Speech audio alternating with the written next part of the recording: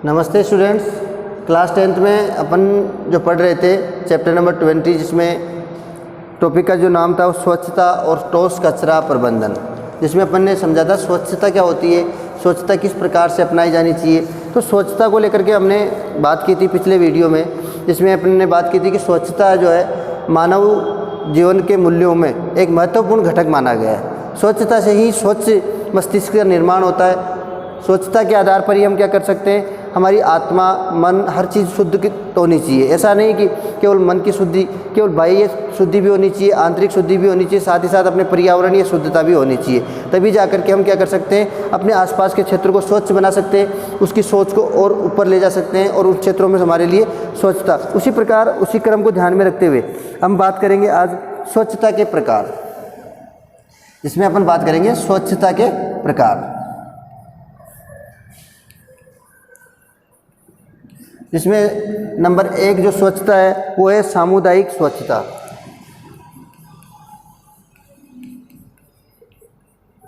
सामुदायिक स्वच्छता।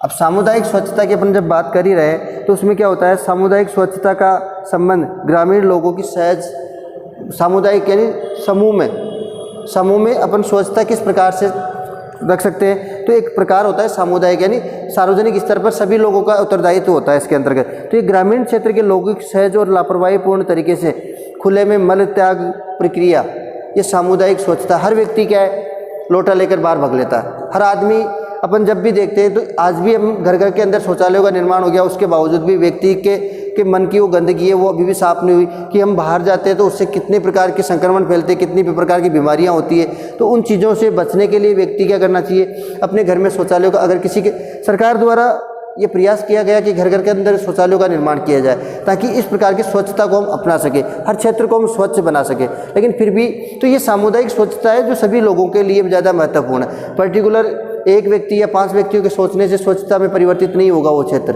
उस क्षेत्र के सभी लोगों को सामुदायिक रूप से सभी को एक साथ मिलकर के इसके ऊपर विचार विमर्श करना होगा, तभी जाकर हम उस क्षेत्र को स्वच्छ बना सकते हैं। तो इसमें अपन बात कर रहे हैं कि लापरवाही पूर्ण तरीके से खुले में मल त्याग करना।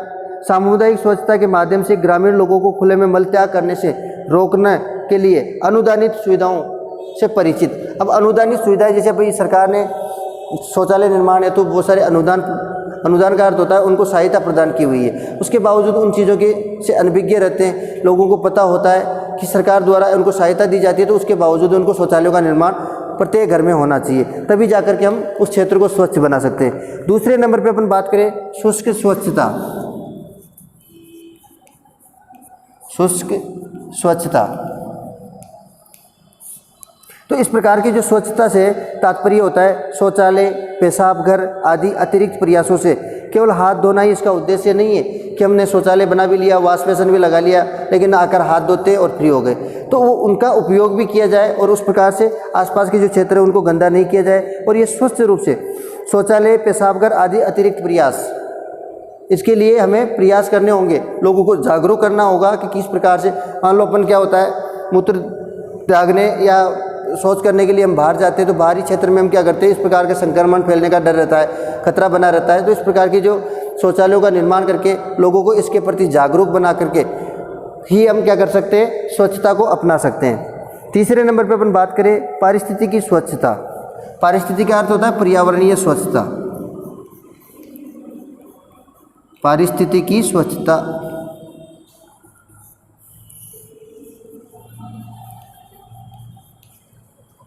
इसको अपन बोलते हैं पर्यावरणीय स्वच्छता,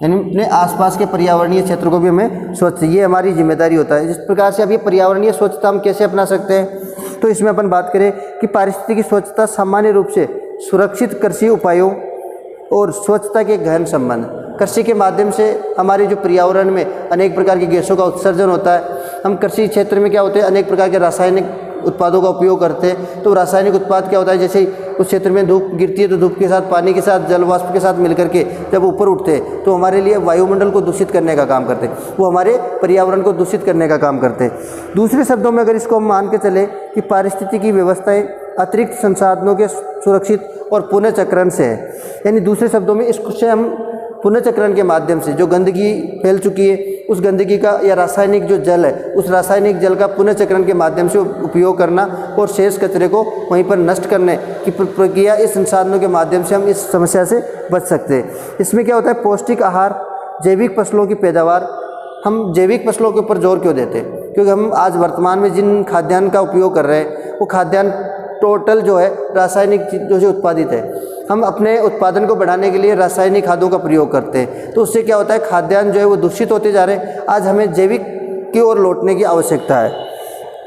तो जैविक फसलों की पैदावार में अनवीकरणीय संसाधनों के प्रयोग को कम करना, अनवीकरणीय ऐसे संसाधनों का उपयोग नहीं करना जिनसे क्या हो सकता है, आने वाली पीढ़ी के लिए वो नुकसानदायक हो।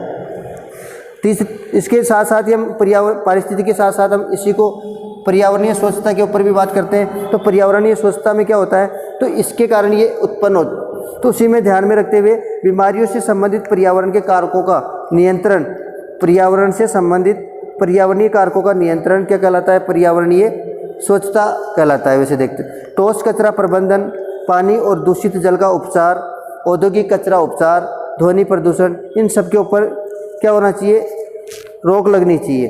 तो रोक लग करके हम क्या कर सकते हैं, अपने पर्यावरणीय प्रदूषण से की सुरक्षा कर सकते हैं। 5वें नंबर पे अगर बात करें सुधरी और बिना सुधरी, 4 नंबर इसको मानते हैं, तो 5 नंबर पे इसमें ऑप्शन दिया है सुधरी और बिना सुधरी।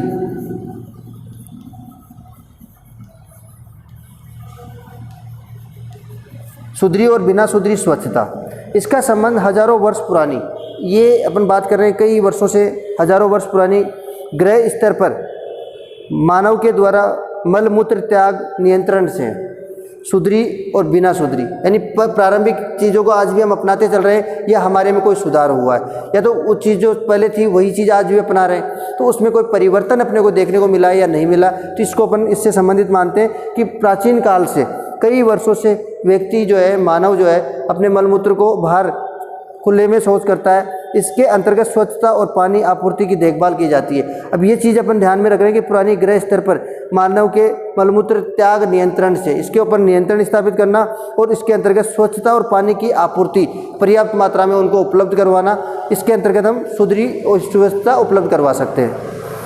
स्वच्छता का अभाव, स्वच्छता का अभाव, इसका संबंध सामान्य रूप से शौचालय के अभाव से। स्वच्छता का अभाव, शौचालय का अभाव। अगर हमारे पास शौचालय नहीं है तो फिर शौच के लिए व्यक्ति कहाँ जाएगा, बाहर ही जाएगा, जिसका प्रयोग व्यक्ति स्वेच्छापूर्वक करता है। स्वच्छता अभाव सामान्यतः खुले में मलमूत्र त्याग और जन स्वास्थ्य विषम से गंभीर संबंध। जब व्यक्ति खुले में शौच करता है तो उससे अनेक प्रकार की संक्रमण, अनेक प्रकार की बीमारियों के फैलने का खतरा रहता है और ये समस्या हमेशा बनी रहती है। पुष्टिकारक स्वच्छता, पुष्टिकारक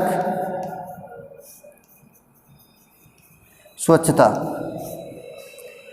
पुष्टिकारक स्वच्छता का क्षेत्र संपूर्ण स्वच्छता मूल्य श्रृंखला है, जिसमें उपभोक्ता के अनुभव पर विष्टा, मलमूत्र और दूषित जल के परिवहन, पुनः उपचार, उपयोग और निस्तारण के तरीके। अब इसमें कहा है कि किस प्रकार से हम इन समस्या, जितनी समस्याएं हमने पढ़ी है, इन समस्याओं से किस प्रकार से हम छुटकारा पा सकते हैं और इनके लिए कौन कौन से संसाधनों का उपयोग करके, जैसे अपन बात कर रहे हैं कि शुरुआत में, जिसमें उपभोक्ता के अनुभव, विष्टा, मलमूत्र, दूषित जल के परिवहन, उपचार, पुनः उपयोग, निस्तारण के तरीके इसमें शामिल करके, इनमें पर्यावरण प्रकृति दोनों की हम सुरक्षा प्रदान कर सकते हैं और दोनों चीज़ों से हम बच सकते हैं। अपने पर्यावरण को सुरक्षित बना सकते हैं और व्यक्तियों और क्षेत्रों को भी अपन साथ ही साथ सुरक्षा प्रदान कर सकते हैं। इसके बाद में अपन बात करेंगे नेक्स्ट वीडियो में स्वच्छ भारत मिशन। तो इसमें अपने को विशेष ध्यान रखना है कि किस 7 प्रकार की जो स्वच्छता के प्रकार है, इनको ध्यान से पढ़ें और इनकी परिभाषाएं अपनी लैंग्वेज में, अपनी भाषा में ध्यान से लिखें एक बार। उसके बाद में नेक्स्ट में पढ़ेंगे स्वच्छ भारत मिशन। ये स्वच्छ भारत मिशन किसके द्वारा संचालित किया गया, उसके बारे में भी नेक्स्ट वीडियो में देखेंगे। धन्यवाद।